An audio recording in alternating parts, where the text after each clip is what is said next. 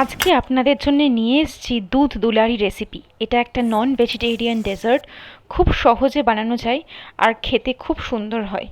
এই ডেজার্টটার জন্যে সবার প্রথমে আমরা নেব হচ্ছে ড্রাই ফ্রুটসটাকে এখানে আমি আমন্ড আর পেস্তা নিয়েছি, আপনারা চাইলে অন্য কিছুও ব্যবহার করতে পারেন।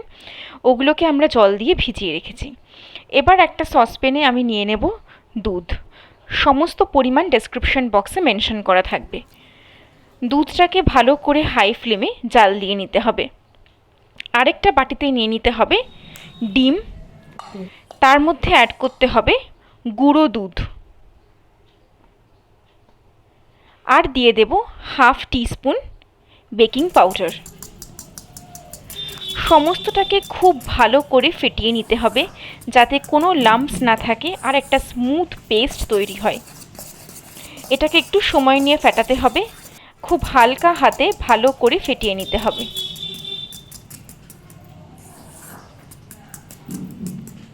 ভালো করে স্মুথ করে এই মিশ্রণটা ফেটানো হয়ে গেলে আমাদের যে জাল দেওয়া দুধ আছে তার মধ্যে আমরা এটাকে মেশাবো।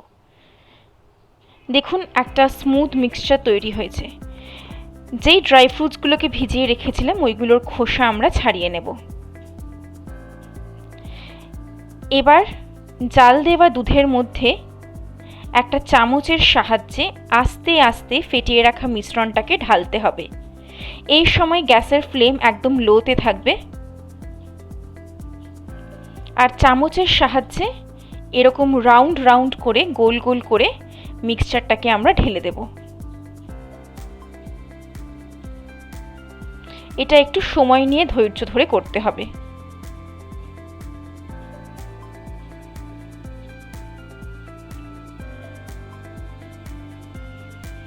সমস্ত মিশ্রণটা যখন আমার ঢালা হয়ে গেছে তখন আমি একটা হুইস্কের সাহায্যে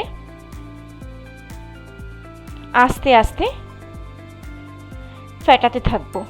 মনে রাখতে হবে এটা খুব হালকা হাতে করতে হবে। যেই ডিমের মিশ্রণটা আস্তে আস্তে সলিড হতে শুরু করেছে সেগুলোকে আমরা পুরোপুরি ভেঙে দেব না, সেগুলো অল্প দানা দানা থাকবে আর কিছুটা ভেঙে যাবে। খুব হালকা হাতে আমরা পুরো মিশ্রণটাকে ফেটিয়ে নেব। দেখুন কি সুন্দর একটা ফ্রথি ভাব চলে এসছে আর ডিমটা দুধের মধ্যে মনে হচ্ছে যেন রসমালাই। এরকম ভাবে একদম লো ফ্লেমে আমরা এটা ফেটাতে থাকব। আমার ফেটানো হয়ে গেছে। এবার আমি মিষ্টির জন্য কনডেন্সড মিল্ক অ্যাড করব। আপনারা যতটা মিষ্টি খেতে চান ততটাই কনডেন্সড মিল্ক দেবেন। মনে রাখবেন আমরা গুঁড়ো দুধও এখানে অ্যাড করেছি। আর দিয়ে দেব 1 চামচ ভ্যানিলা এসেন্স ডিমের গন্ধটাকে ব্যালেন্স করার জন্যে। আমার দুধ দুলালি প্রায় রেডি।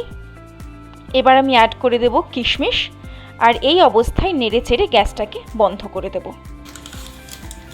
আরেকটা পাত্রে ডেকোরেশন করার জন্যে আমরা নিয়ে নেব গরম জল, তাতে চিনি দিয়ে দেব আর দিয়ে দেব 2 চামচ আগার আগার বা চাইনা গ্রাস। ওটাকে ভালো করে গুলে আমরা দুটো পাত্রে আলাদা করে নেব।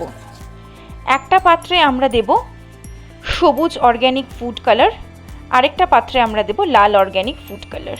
এটাকে কিছুক্ষণ ঠান্ডা হতে দিলেই এটা সলিডিফাই হয়ে যাবে, শক্ত হয়ে যাবে আর কেটে কেটে আমরা এটাকে জেলি বানিয়ে নিতে পারবো। আপনারা বাজার থেকে কেনা টুটি ফ্রুটিও ব্যবহার করতে পারেন। এবার ড্রাই ফ্রুটসগুলোকে একটা চপারে চপ করে তার উপর ভালো করে ছড়িয়ে দিলাম।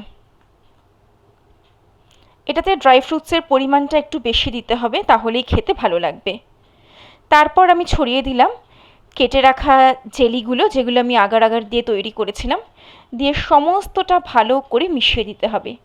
এটা সব থেকে ভালো লাগবে যদি আপনি নর্মাল টেম্পারেচারে এনে তারপর আপনি ঘন্টাখানেক নর্মাল ফ্রিজে ঠান্ডা করে তারপর সার্ভ করেন। দেখুন ফাইনালি এটা এরকম দেখতে হবে। খুব চটজলদি এই রেসিপিটা তৈরি হয়ে যাবে আর কেউ বুঝতেই পারবে না যে এটা ডিম দিয়ে তৈরি একটা রেসিপি। আশা করি এই নতুন রেসিপিটা আপনাদের সবার খুব ভালো লেগেছে। সবাই এটা বাড়িতে ট্রাই করবেন আর আমাকে কমেন্টসে জানাবেন। আর ভালো লাগলে লাইক করবেন, শেয়ার করবেন আর আমার চ্যানেলটা অবশ্যই সাবস্ক্রাইব করবেন। সবাই খুব ভালো থাকবেন, সুস্থ থাকবেন।